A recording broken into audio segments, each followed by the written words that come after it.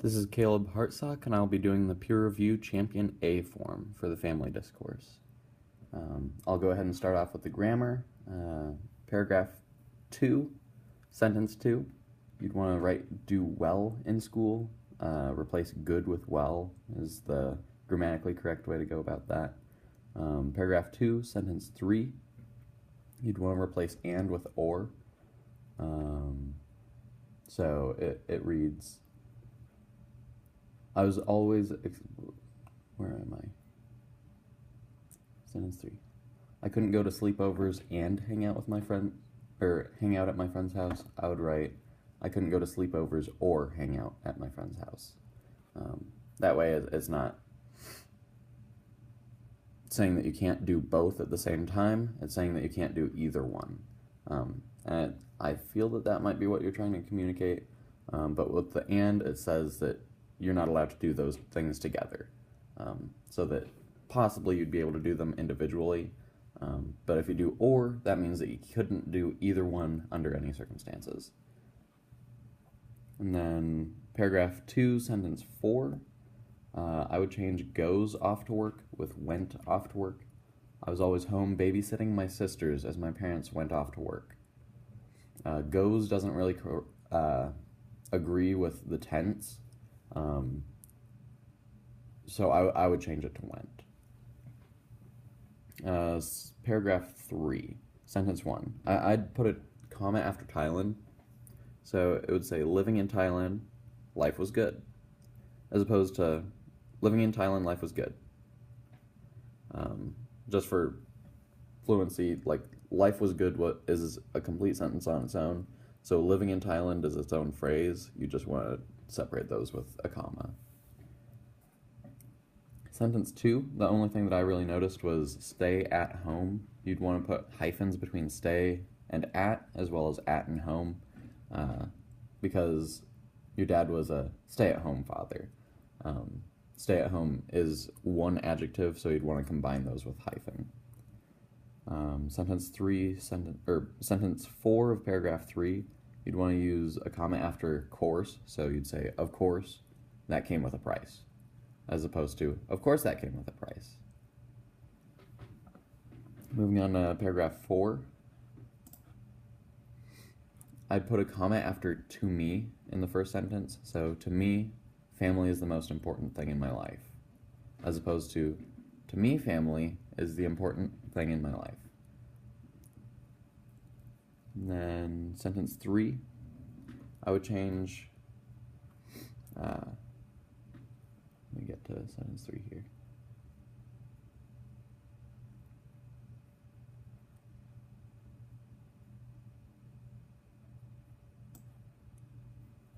Growing up in Thailand, my parents always told me not be afraid. I would probably change it to would always tell me not to be afraid. So change always told to would always tell, and then not be to not to be afraid. Sentence 6 of paragraph 4, I'd put a comma before and after as a little girl in Thailand. My memory as a little girl in Thailand was to pretend that I was not Burmese. It sort of turns the original sentence to my memory was to pretend I was not Burmese, with a little aside to as a little girl in Thailand, to give you context. Paragraph 4, sentence 7, I would end with as possible. Let's see where that one's hiding.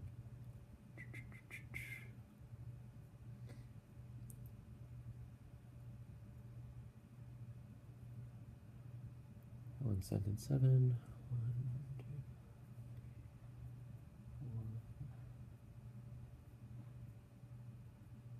4. I wanted to keep our family safe and as far away from the police.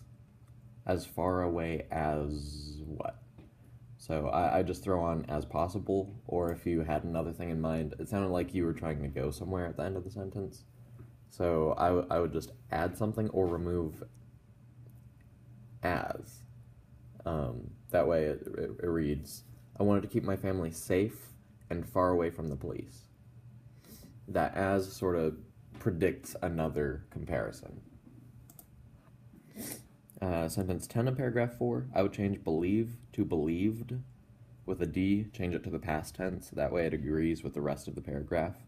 In the same notion, I'd change sentence 11 of paragraph 4 from stop to stopped, past tense. And then paragraph 4, sentence 18, the last one, I'd put a comma after alias because you're known by your alias and you're also known by noi kacha. I hope I pronounced that right.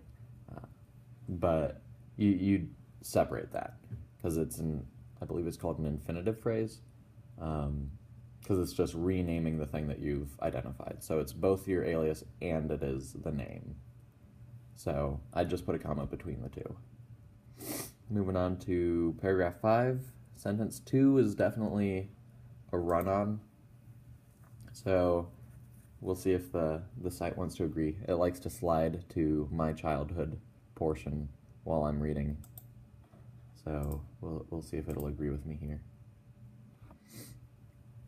Maintaining your... Oh, it just zoomed by again. Paragraph 2 is definitely... Or sentence 2 of paragraph 5 is a run-on. Maintaining your culture when moving to another country can be difficult, in particular if you've been trying to immerse yourself into a new culture to deal with culture shock and adjust to your new community.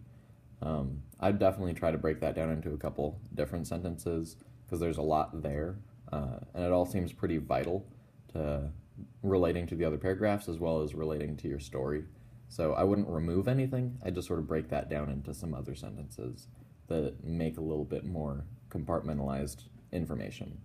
The strengths, I like the fact that it's interactive. It's not too much to read when it's broken down into the 5 paragraphs. It's only giving you 1 or 2 at a time, which is helpful. You don't have to scroll or anything, which is nice. You're also very open about your story, which is awesome. A lot of the personal stuff can be hard to jump into, especially in this format where it's just sort of public. So in that regard, really, really strong. And the format itself is very clean. There's nothing getting in the way of the words. There's nothing to distract from what you're presenting.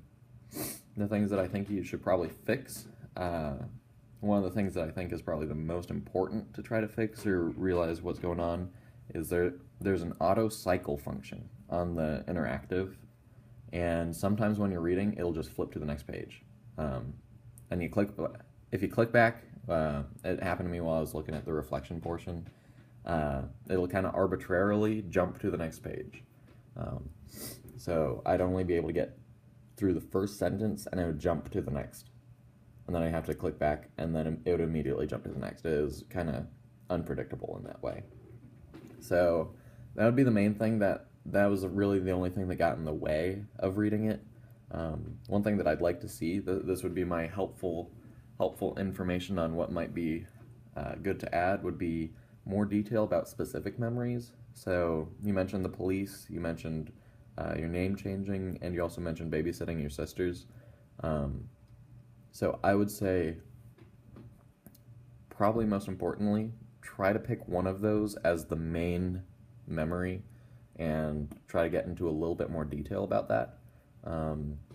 It's hard to be open about like really detailed personal information, but I think it would be helpful for the narrative. Like you spoke about the police taking your dad, but it might be good to sort of see what played out, how you were feeling, what the atmosphere was, or your name changing.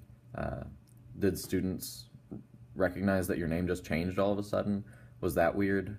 Or was it pretty normal? Were there other people that have had their names changed? Were you the only one? Or even babysitting. Maybe go into more detail about the person that thought that you were their mom.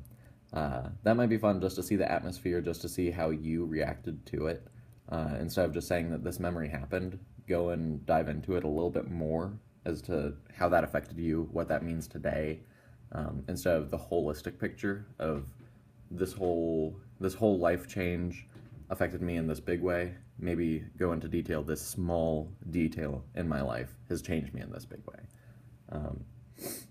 But those are the only things that I think would really need a change, just one portion on a little bit more detail. And then, of course, a little bit more detail on the atmosphere and your personal experience would make this just quite a bit better. Not saying that it's super lacking in anything. It's written well. It's pretty cohesive.